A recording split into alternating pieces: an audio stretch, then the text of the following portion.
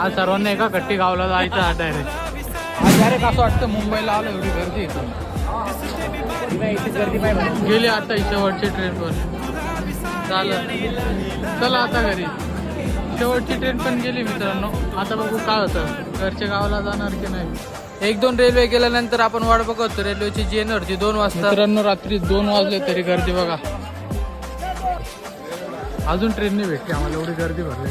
ते बघा लोकड एक दरवाजे उघडत नाही बघा. तर मित्रांनो गर्दी एवढी आता आपल्याला घरी जावं लागणार. खूप गर्दी. आज असं वाटतं आपल्याला घरी जावं लागणार. मित्रांनो फायनली घरच्यांनी डिसाईड केलं आता घरी जायचं.